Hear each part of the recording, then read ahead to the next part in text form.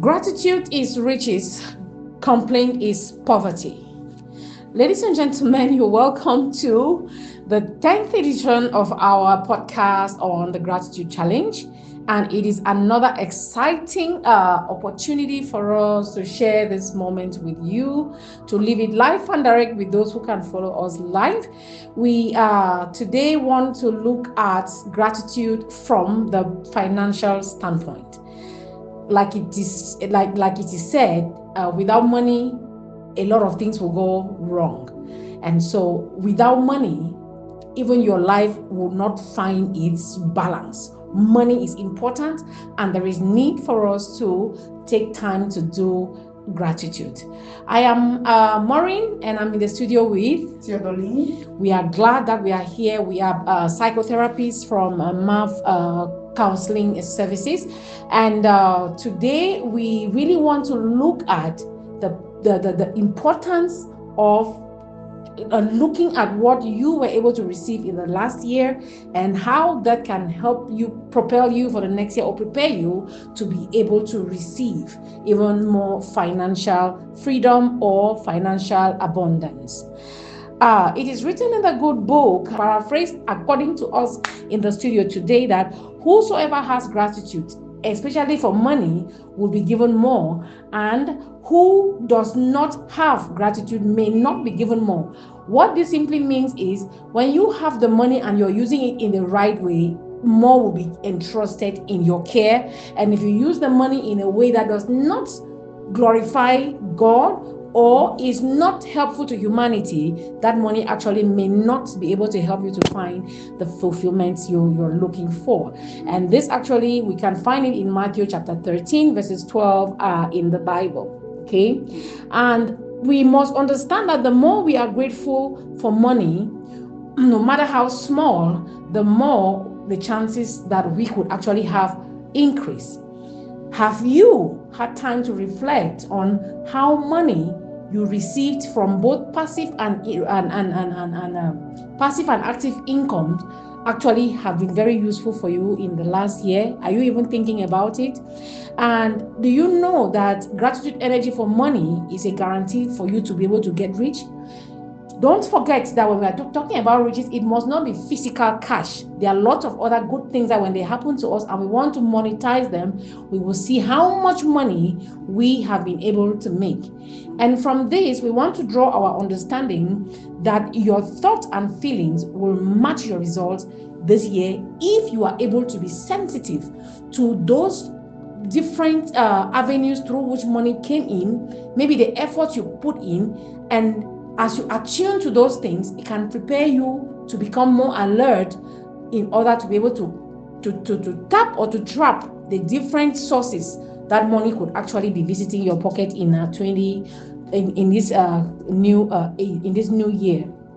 So giving gratitude and feeling grateful for the money you receive last year can increase your consciousness and intentionality of making more money this year. And of course, not just making more money, but hoping that you put this money into good use. How does this resonate to you? This is so valuable. I'm just listening to you because I learned this thing some years back. I got this idea to understand that the way you handle money, according to the book of Proverbs, it says that money is a defense. And money is a spirit. The way you handle money will cause money to come to you. If you handle money anyhow, being a spirit, it will go away from you. Now, if you are giving money for, let's say somebody is passing money through you to go to another person. When you receive the money, do you just receive the money like, oh, it's passing? No, it has come to you. Actually activate your spirit.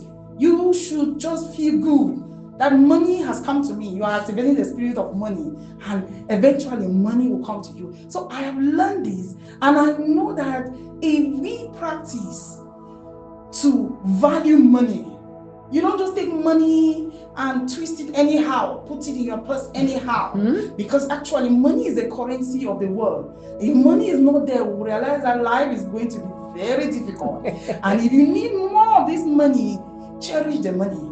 When you are spending money, how do you feel? Think about how you feel. Do you feel sad that the money in your purse is getting finished? We are out to tell you now that in this new year, when you begin to spend money, when you're in the market, when you are in the supermarket, you are buying online, as you spend the money, spend it with gratitude. Be happy that you have money to spend. Exactly. It will cost more money to come into your account so that you can be able to spend more and more. And understand that you are a channel to those around you. You are a channel to somebody in this new year. So just allow yourself. Enjoy the flow of money. Enjoy the energy of money. As money gets to you, just celebrate.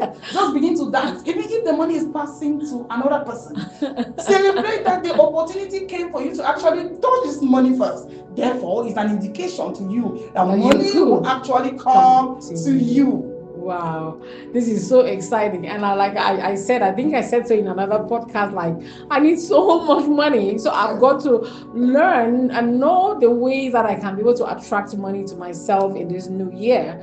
But if I'm to look at it from that perspective, it may be taking us to our point of power. And I'm thinking about one of its parts of the scripture that says, give, and it shall be given unto you, a good measure, pressed down, shaken, yes, and running over. How do we get to this point? Because we need money. We need money for different things in life. We need money for food. We need money for health. We need money for transportation. We need money to pay fees. We need money for so many things. And we need to be able to activate this money so that we can actually appropriate it and then put it into good master use. So please take us through this and let us begin to see what are the active things we can do to invite the spirit of money.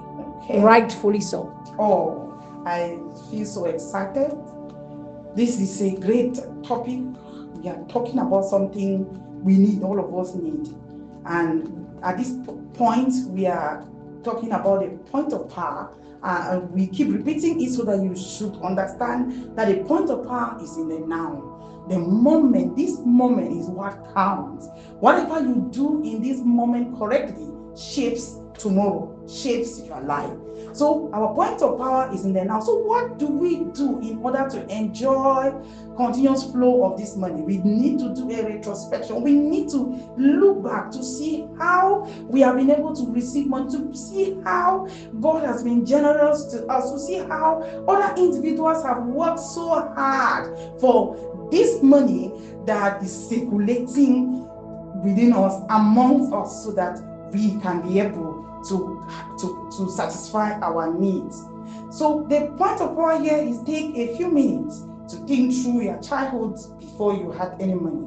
Recall each memory where money was paid for you and deeply feel grateful.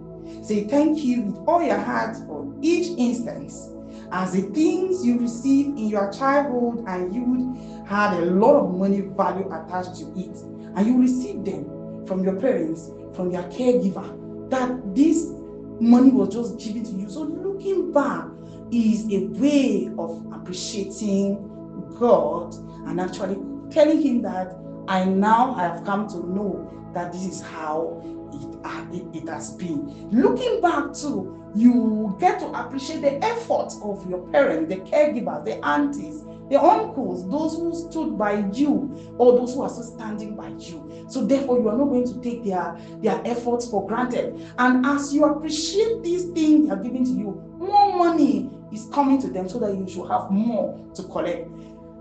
You who is listening to us, if you are a student, if you are still depending on somebody to support you, you should actually take this practice so seriously, because you need it. And as you retrospect, really feel grateful. Genuine appreciation is what is needed at this point. Okay, let us still take another moment let us walk down memory lane into childhood and youth in an evaluative process. Responding to the following questions. Did you receive an education over many years? Did you visit the hospital for diagnosis during an illness and subsequent prescription? Did you live in a home? Did you always have food to eat? Did you have clothes as you changed from one size to the next? Did you have school bags, books, pens, pencils, school shoes? Did you have the essential items you use daily, like toothpaste, towels, soap, water, rubbing oil? Did you use electricity and watch television? Know that there are people somewhere, there are children somewhere who have never seen toothpaste, who don't know what toothpaste is used for. And you actually grew up in a home where you were able to have all of these things. Your parents, they were there to just make sure that you live this simple and good life.